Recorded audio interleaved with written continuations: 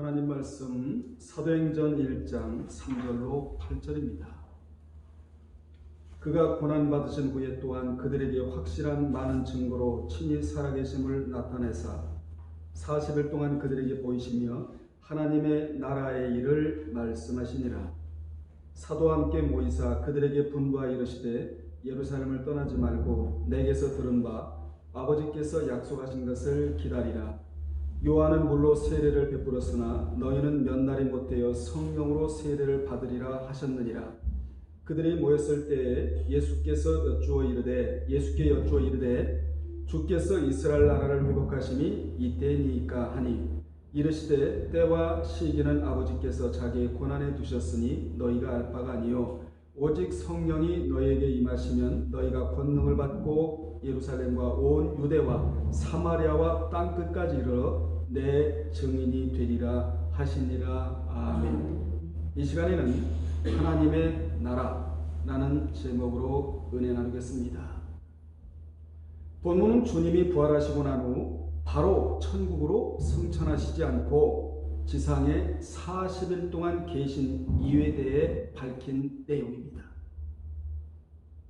주님이 십자가에서 고난을 받으시고 부활하사 이 땅에 40일 동안 계시면서 제자들을 크게 두 가지로 가르치셨는데, 먼저는 하나님의 나라를 이 땅에 세우라는 것이고, 여러분, 하나님의 나라가 이 땅에 세워져야 천국이 확정이 돼요. 그래서 먼저는 하나님의 나라를 이 땅에 세우라, 이것을 먼저 가르치셨고, 두 번째는 증인의 삶을 살라는 것입니다. 마티리스, 증인의 삶을 살라는 것이에요.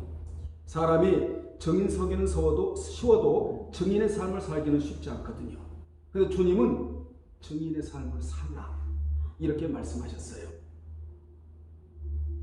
이같이 주님은 신구약 전체의 대주제인 하나님의 나라를 이 땅에 세우는 문제와 아울러 주님의 증인된 삶을 살라는 것을 가르치시고자 바로 천국으로 올라가시지 않고 이 땅에 40일 동안 머물러 계셨다는 것입니다.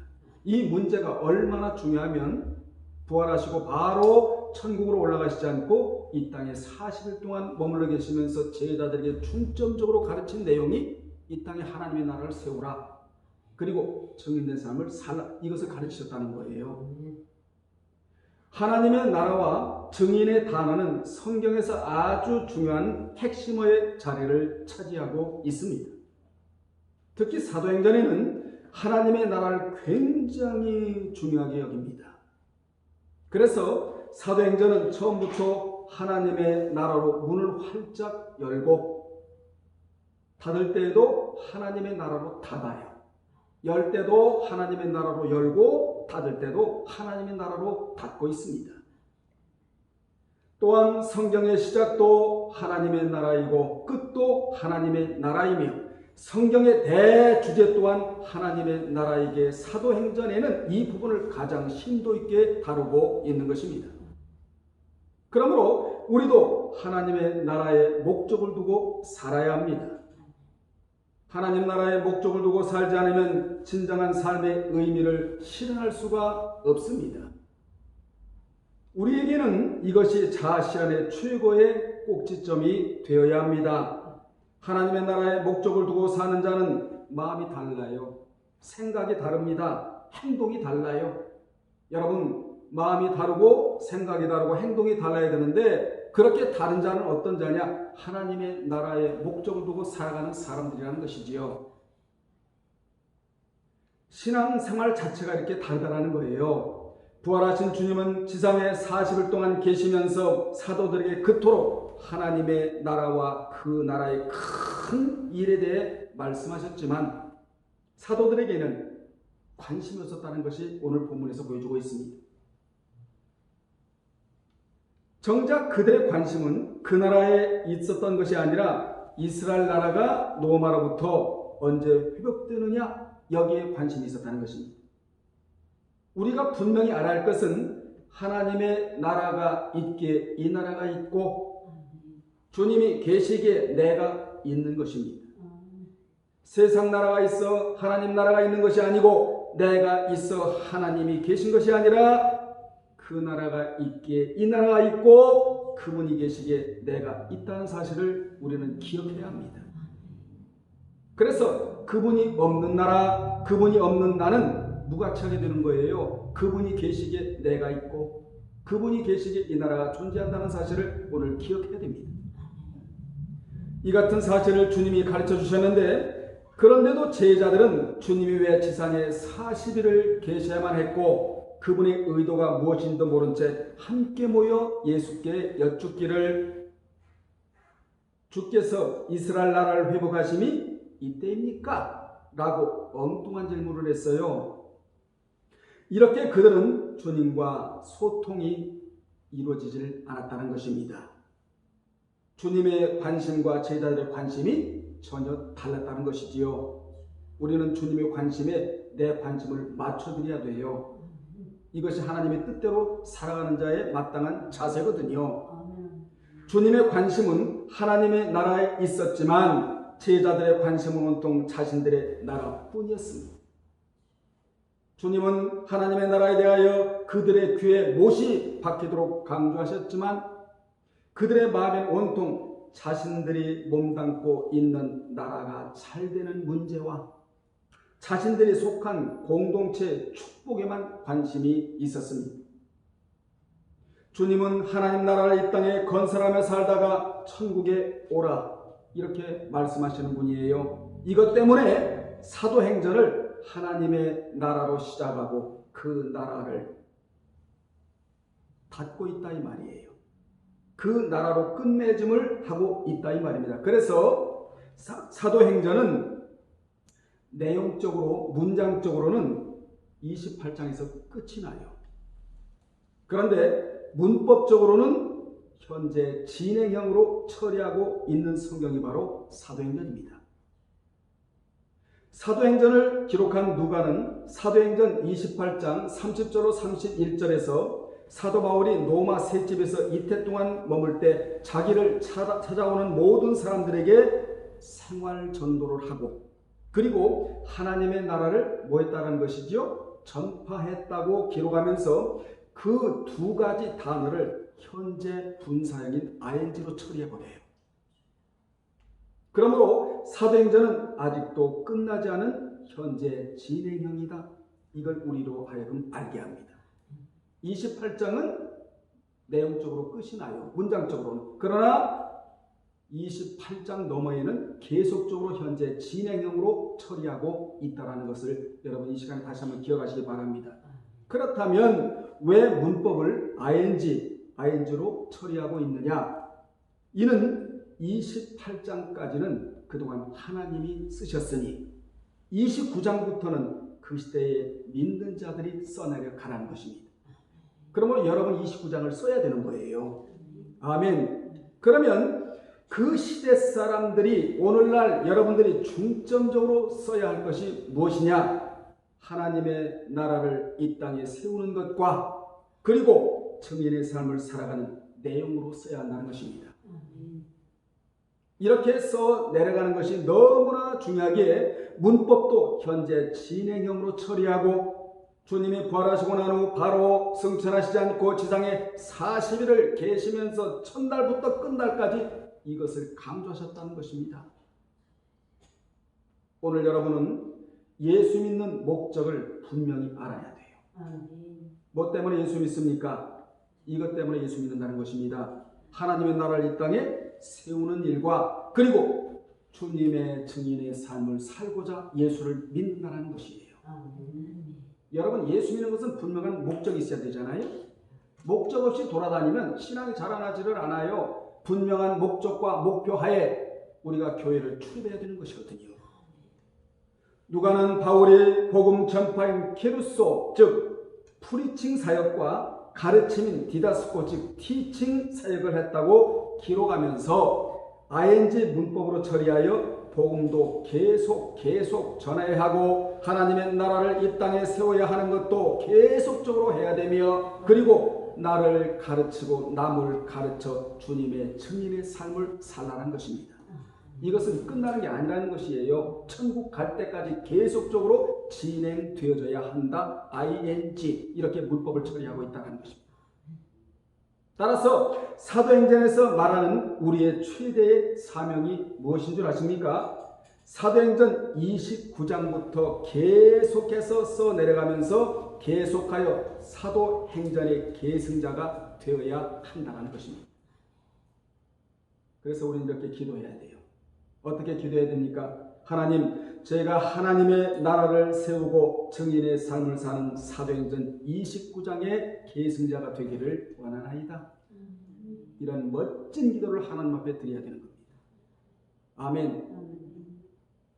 이같이 우리는 하나님의 나라를 위해 살아가는 것이 최대의 목적이 되어야 합니다. 그 이유는 우리가 살아가는 이 땅은 영원한 것이 아니라 잠깐 살다가 떠나야 할 곳이기 때문에 그렇습니다.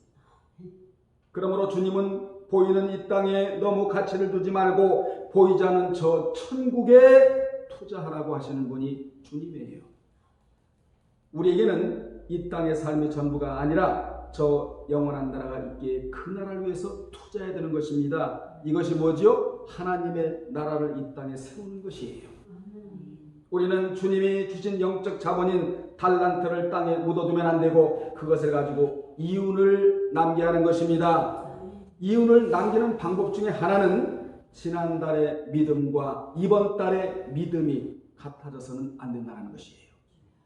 예컨대 지난달의 믿음의 수치가 30이라면 이번 달의 믿음의 수치는 50으로 끌어올려야 한다. 아멘. 이것이 뭐지요? 주님이 주신 달란트, 영적 자본에 대한 이유를 남기는 자가 바로 그 자라는 것입니다. 하나님이 여러분에게 일할 수 있는 달란트를 주셨어요. 이것이 영적 자본이거든요. 한 달란트 받았으면 2달란트로 이윤을 남겨야 하고, 성경에 나오잖아요. 이걸 묻어두면 안 돼요.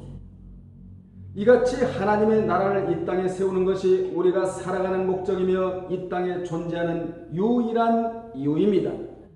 우리가 육체를 갖고 이 땅에 발을 딛고 살지만 마음만은 하나님의 백성으로 살아야 합니다. 아멘. 우리는 이 땅에 영원히 소속된 자가 아니에요. 진정으로 소속된 곳은 하나님의 나라입니다.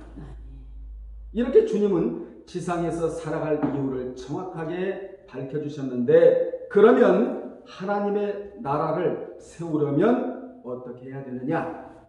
첫째, 예루살렘을 떠나지 말고 내게서 들은 바 아버지께서 약속한 것을 기다려야만 했습니다. 몇 절에 나옵니까? 4절에 이런 말씀이 나오잖아요. 주님은 먼저 예루살렘을 떠나지 말라라고 장소적인 것을 먼저 밝혀주셨어요. 예루살렘은 솔로몬 왕이 성전을 건축한 장소였다고 역대하 3장 1절에 기록되어 있고, 솔로몬은 예루살렘의 모리아 산에다 성전을 건축했는데 그곳은 아브라함이 이삭을 번제로 드리기 위해 갔던 곳이 바로 그곳입니다. 창세기 22장 2절과 14절에 나오는 내용이잖아요.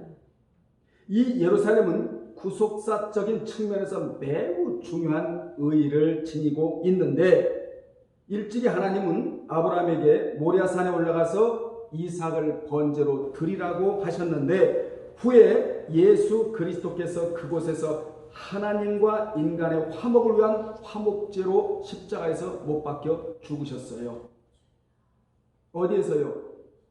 예루살렘에서. 당시 이삭을 번제로 드리기 위해 모리아산으로 올라갔던 아브라함은 하나님을 상징하고, 그리고 이삭은 예수 그리스도를 상징하는 인물인데, 하나님이 아브라함에게 이삭을 번제로 드리라고 하신 것은 하나님이 예수 그리스도를 이 땅에 보내실 것임과 동시에 번제에는 반드시 피를 흘려야 하듯이 신약의 예수 그리스도를 통한 십자가의 대속의 사건에도 반드시 피가 있어야 함을 미리 보여주신 것입니다. 구원은 피가 들어가야 되는 거예요. 아멘. 인격을 씻는 데는 말씀이라는 것이 들어가야 되고요. 이러므로 하나님께서 이삭을 바친 그곳에다 성전을 짓도록 섭리하신 것은 결코 우연이 아닙니다. 필연이에요. 또한 예루살렘은 여호와의 말씀이 나올 곳으로 예언된 곳이기도 했습니다. 이사야 2장 3절과 미가서 4장 2절에 예루살렘에서 말씀이 나온다 이렇게 예언되어 있어요. 그러므로 예루살렘은 진리의 중심지였습니다. 주님이 그토록 그곳을 떠나지 말라고 명령하신 이유는 한마디로 말하면 진리에서 떠나지 말라라는 교훈이에요. 절대로 진리에서 떠나면 안 된다는 것이지요. 그러므로 믿는 자는 진리가 있는 터전에서 머물러 살아야 하나님의 나라를 세울 수 있다라는 것입니다.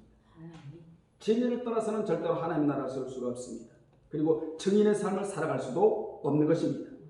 여러분, 진리가 없으면 나를 세우기에 급급할 수밖에 없기에 주님은 이 예루살렘을 떠나지 말라고 그렇게도 분부하셨던 것입니다. 그곳에서부터 진리 운동이 일어나야 하기 때문에 그렇습니다. 그리고 아버지께서 약속하신 것은 마지막 날 밤에 제자들에게 말씀하신 내용이 중심 주제를 이루고 있는데, 그것은 곧 하나님께서 보혜사 성령을 이 땅에 보내실 것에 대한 약속이에요. 다음 주 설교 내용인데, 그같이 약속된 성령께서 하실 일은 무엇보다도 복음의 비밀을 깨닫게 하는 일이요, 또한 능력 있게 복음을 전하게 하는 일을 성령께서 담당하십니다. 5절에 볼까요? 5절에 보면 주님은 몇 날이 못되어 성령으로 세례를 받으리라고 하셨는데, 여기 몇 날은 그때부터 약 열흘 후였습니다. 주님은 하나님 나라가 세워지려면 성령으로 세례받을 때까지 기다림과 기도가 있어야 한다고 말씀하셨습니다. 그런데 몇 날을 기다려서 성령을 받은 자가 있고, 몇 날을 기다리지 못하고 떠난 자가 있었는데, 떠난 자가 많았어요. 처음에 약 500명이 모였거든요. 오늘 기도하고 기다리고 내일 기도하고 기다려도 성령이 오시지를 않아요. 우리가 잘못 짚었구나 하고 떠나간 사람이 약 380명, 나머지 120명은 수요받은 인원, 하나님 앞에 강력하게 성령에 붙잡힌 바 되어 사도직을 잘 감당했던 인원이 120명. 이 자는 축복의 무리예요. 아멘. 이 자들을 붙잡고 주님이 일하셨다는 사실을 기억하시기를 바랍니다. 그러므로 우리는 영적인 분위기 속에 머물러 살다가 영적인 분위기 속에서 떠나야 될 자가 바로 우리예요. 주님이 기다리세요. 주님이 머무세요. 열흘을 못 기다렸다는 것입니다. 그러므로 성경은 인내를 너무나 중요하게 여깁니다. 축복을 받는 경우에도 인내가 필요하고, 응답을 받을 때도 인내가 필요합니다. 기다림이 필요하다는 것이지요. 그래서 인내는 항상 무엇을 동반하느냐? 기적을 동반해요. 여러분, 주님 안에서 인내하며 살아가시기를 주의 이름으로 축복합니다. 여기 몇 날이 못되어 성령의 세례를 받을 것이다 라는 말씀은 사도행전 전체를 끌고 가는 원인이 되기도 하는 말씀이라 너무나 중요합니다. 주님은 이같이 사도들에게 예루살렘을 떠나지 말고 아버지께서 약속하신 성령을 기다리면서 기도하라고 마지막 명령을 내리셨습니다. 그 성령은 내주 성령이 아닌 예수 그리스도가 나의 구속주다, 이렇게 믿는 순간에 들어오시는 내주 성령이 아닌 2장에 내리셨던 사역적 성령을 주신다는 약속으로 사도들이 그 권능의 성령을 받아야 험한 세상에서, 죄악에 들끓는 세상에서 사역을 잘 감당할 수 있으므로 주님은 먼저 예루살렘을 떠나지 말고, 진리를 떠나지 말고, 그리고 그 성령을 받을 때까지 기다리며 기도하라고 명령하셨습니다. 그러므로 사도행전 2장에 가면 약속대로 권능의 성령의 임재가 먼저 있고, 그리고 나로 사역이 따라오는 순서로 전개가 되는 거예요. 이같이 성령의 임재로부터 하나님의 나라가 시작되고 있는 것입니다. 그러므로 누구든지 성령의 역사가 없는 채로 신앙생활한다, 신앙생활을 잘할 수가 없습니다. 성령의 역사심이 있어야 신앙생활을 잘할 수 있고 하나님의 일을 잘할 수 있게 된다는 것이에요. 이게 없는 채 신앙생활 불가능해요. 이게 없는 채 하나님 나라를 세운다는 것은 불가능한 것입니다. 주님이 이렇게 하나님의 나라에 대해 말씀하셨는데 제자들은 그 의미를 깨닫지 못하고 내 나라 회복에 대하여 질문을 드렸다는 내용이 6절 7절입니다. 제자들은 그동안 들었던 하나님의 나라는 어디로 가고 이스라엘 나라의 회복이 이때냐고 이렇게 질문을 드렸어요. 그러자 주님은 그 나라의 회복의 문제는 아무도 모른다. 때와 시기는 아버지께서 자기의 권한에 주셨으니 너희가 알 바가 아니다. 그러시면서 뭐라고 말씀하셨죠? 너희는 해야 할 일이 있다. 그게 뭐냐? 복음을 전하는 일이다. 이 문제는 하나님의 주권에 관한 문제다. 아멘. 주권에 관한 문제니까 너희가 알 바가 아니고 너희는 하나님의 나라에 대한 복음만 전해야 된다. 그들은 주님께서 3절에서 분명히 하나님의 나라에 대하여 선포하셨음에도 불구하고 그들은 주님의 성천이 임박함을 알고 이 마지막 질문을 드린 것입니다. 그들의 마지막 질문은 하나님의 나라와는 정반대되는 이스라엘 나라의 회복이 언제냐고 이렇게 질문을 드렸어요. 그들은 40일 동안 주님이 마치 유언하듯이 하나님의 나라의 일들에 대하여 말씀하셨는데도 불구하고 하나님의 나라에 대해서는 전혀 관심이 없었다는 것입니다. 이는 오늘날 예수를 믿는다고 오랫동안 교회에 출입하지만 말씀에는 관심이 없는 자와 같아요. 하나님의 나라보다 내 중심으로 사는 자와 같습니다. 교회는 말씀의 귀를 기울이고자 다니는 곳이지 회사 마냥 출퇴근 도장 찍으러 다니는 곳이 아니에요. 아멘 합시다. 사도들은 오로지 내 나라가 로마로부터 독립되는 것에 초점이 맞춰져 있었다면 주님은 세계 선교에 초점을 갖고 계셨다는 것입니다. 이게 서로 안 맞은 거예요. 그러므로 우리는 내 나라의 마음이 고착돼서는 안 되고 내 것에 마음이 고착돼서도 안 되고 하나님의 나라에 대해서 분명히 방향의 전환이 오늘 이 시간 일어나기를 바랍니다. 아멘. 이 제자들 보세요, 여러분. 그 나라가 회복이 되면 권력의 자리 하나씩을 차지하고자 하는 그 생각밖에 없었다는 거예요. 그래서 성경은 이렇게 말씀합니다. 역할과 자리에 대해서 분명히 갈라줘요. 역할 때문에 자리가 있다는 것입니다. 자리 때문에 역할이 있는 게 아니라는 거예요. 권사로서, 집사로서, 전도사로서, 목사로서 자리가 하나님 앞에 주어진 것은 역할 때문에 주어졌다는 것입니다.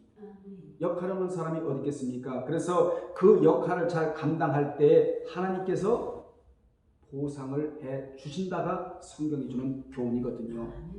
주님은 제자들에게 앞서 이렇게 말씀하셨어요. 하나님의 나라는 높고 낮음의 문제가 아니라 하나님의 나라는 겸손한 자가 천국에 가면 높아진다. 천국의 말씀을 하셨잖아요. 그런데 그들은 노골적으로 하나님의 나라에 대해서 전혀 관심이 없고 주님의 말씀에는 전혀 관심이 없고 무시하면서 자리 다툼에 혈안이 되어 있었다는 것입니다. 자리도 주님이 만들어 주셔야 되는 것이지요. 내가 높아지려 하면 추해져요, 사람이. 하나님이 높여놓으면 사람이 아무리 끌어내려고 해도 끌어내리지 않습니다. 아멘. 이게 지혜의 복이라는 거예요. 우리 주님은 우리에게 지혜의 복을 줄 수 있는 분이에요. 두 번째, 성령의 임재하심이 있어야 했다. 8절이죠. 주님은 하나님의 나라의 회복이 성령의 임하심으로부터 시작될 것을 예고하셨습니다. 주님이 이 땅에 오셔서 십자가를 지시고 부활하신 것은 바로 하나님의 나라가 이 땅에 새롭게 시작되고 이스라엘 사람들과 이방 백성으로 하여금 그의 나라가 확장될 것을 보셨던 것입니다. 우리가 하나님의 사람으로 일하면서 그 나라를 건설하기 위해서는 성령의 임하심이 있어야 한다는 거예요. 아멘. 성령이 임해야 권능을 받고 그 권능으로 말미암아 하나님의 사역을 능히 감당할 수 있게 되는 것입니다. 그 권능이 여러분에게 있기를 주님의 이름으로 축원합니다. 그래서 신약교회가 세워질 때도 권능이 있었고 부흥할 때도 권능이 있었으며 그리고 순교의 자리까지라도 권능이 있었다는 것을 우리로 하여금 알게 하는데, 권능이 임하면 뭐가 주어지느냐? 은사가 주어져요. 은사는 우리가 마음대로 달라해서 주님이 주시는 것은 아니지만 사모하는 자에게 은사를 주시겠다가 성경이거든요. 은사 중에 여러 가지가 있잖아요. 그런데 이 은사 중에도 믿음의 은사, 그리고 말씀 사모하는 은사는 여러분이 꼭 받아야 돼요. 아멘. 믿음의 은사 받아야 해요. 그렇게 기도하세요. 아버지, 저에게 믿음의 은사를 주시옵소서. 그리고 말씀 사모하는 은사가 믿음의 은사 위에 덧입혀지면 이 사람은 감당하지 못할 사람이 되는 거예요. 말씀 사모하는 것도 그냥 사모하게 되는 줄 아십니까? 주님이 은사를 주셔야 되는 거예요. 아멘. 세 번째, 복음 전함이 있어야 했습니다. 그것도 8절인데, 복음은 봄과 같이 이 땅에 순차적으로 전해졌는데 성령이 충만한 예루살렘에서 시작하여 온 유대로 그리고 사마리아와 땅끝까지 순차적으로 복음이 전해졌던 것입니다. 그러므로 복음은 먼저 충만한 예루살렘에서 시작해서 온 유대로 퍼지기 시작했고, 이어서 사마리아까지 가다가 더 이상 진행하지 못하고 멈추고 말았어요. 그러자 주님은 유대교를 통하여 예루살렘 교회에 핍박을 주어 사도들을 제외한 성도들을 전 세계로 흩어지게 하셔서 땅끝까지 복음이 퍼져나가게 하셨다는 것이 사도행전 8장에서 28장까지의 과정이에요. 그들의 발에 뭘 올려놓게 하셔서 말씀이라는 생명의 씨를 그들의 발에 올려놓게 하셔서 전 세계 가서 복음을 전했던 자들이 성도들이었다, 그 말입니다. 예루살렘 그 성전의 성도들, 사도들은 성전 안에 있었고 나가면 죽을 것 같으니까 이방인들이 구원을 얻으면 안 된다라는 유대 우월 사상에 사로잡혀서 사도들은 예루살렘 성전 안에 있었고 성도들이 흩어졌다라는 것이지. 주님은 성령이 임한 사람들은 어느 땅에서 살든지 하나님의 나라를 세우고 증인의 삶을 살 것을 명령하셨는데, 그래서 본문에 보면 내 증인이 되라, 내 증인이 되라, 이 단어가 첫자가 대문자로 되어 있어요. 그래서 지극히 강조적인데, 여기 증인의 단어가 마티루스인데, 이는 하나님의 나라의 증인은 땅 끝까지 가서 복음을 전하다가 자신은 죽어 순교자가 되지만 그 복음의 영향력은 임팩트, 그 복음의 영향력은 계속된다는 의미가 들어있는 단어가 마티루스 증인이라는 단어입니다. 그러므로 믿는 자는 성령이 임한 후에 권능을 받고 그리고 난 후 은사를 받아 증인의 삶을 사는 것이 그 목적임을 알아야 합니다. 그러면 증인의 삶이란 무엇이냐? 예를 들어 연못에 돌을 던지면 그 돌은 물에 가라앉아 그 존재가 사라지지만 돌이 떨어진 물 표면에는 그 파장에 일어 그 영향이 연못 끝까지 가듯이 증인이 희생해야 또 다른 생명을 살릴 수 있다는 거예요. 여러분의 희생, 값진 희생입니다. 반드시 희생이 지불되는 곳에는 생명이 살아나게 되어 있어요. 여러분, 생명이 살아나는 데는 희생이 들어가고 하나, 핍박을 받아야 돼. 오늘날에는 핍박이 없어요. 이게 문제예요. 항상 기독교는 핍박이 있어야 생명의 움이 돋아났단 말이에요. 가시밭에 백합화라고 되어 있잖아요. 아가서 2장 2절에. 그래서 여러분, 백합화는 가시에 찔림을 당할 때 향이 극하게 퍼져나가듯이 기독교는 바로 핍박이 가해 오면 올수록 단단해지고 신앙이 견고해지고 연단된 믿음으로 하나님 앞에 갈 수가 있게 되는 것이거든요. 오늘 무슨 말씀이 나와요? 희생. 여러분의 희생이 보통 희생이 아니고 하나님의 나라를 건설하고 확장시키는데 쓰이는 그런 희생인 줄로 믿습니다. 결론 내리겠습니다. 성경의 대주제는 뭐죠? 하나님의 나라. 하나님의 내 나라가 아니에요. 하나님의 나라가 먼저 있고 내 나라가 있는 거예요. 천국이 있고 내 가정이 있고. 아멘. 바울은 이 같은 개념이 올바로 정립된 자였기에 하나님의 나라에 관한 강론을 끊임없이 했단 말이에요. 그의 모든 관심은 하나님의 나라에 있었습니다.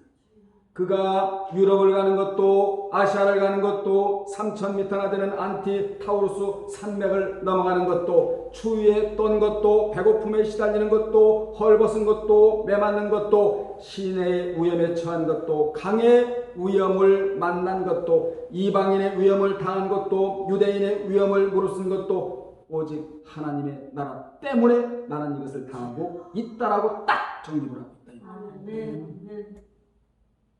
우리도 하나님의 나라가 전부가 되어야 합니다. 여러분이 밥을 먹는 것도 숨을 쉬는 것도 하루하루의 시간을 하나님께로부터 연장받는 것도 다 하나님의 나라를 이 땅에 세우기 위함입니다. 그러기 위해서는 먼저 하나님의 나라가 내 마음에서부터 세워져야 한다.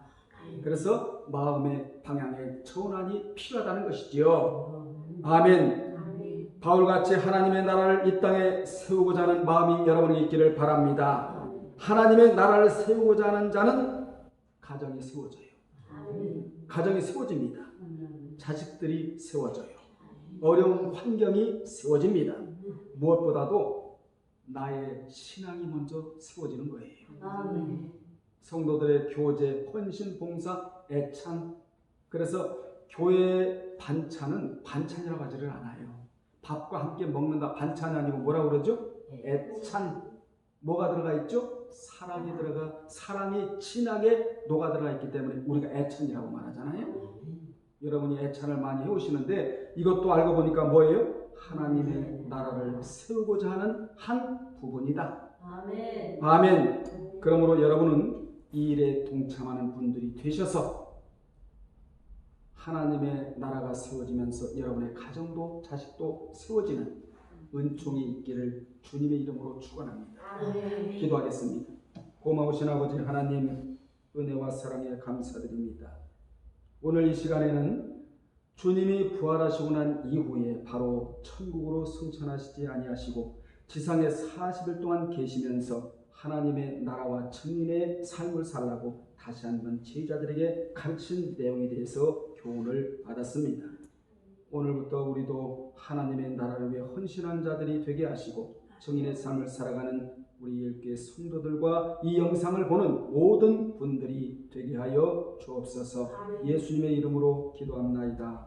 아멘.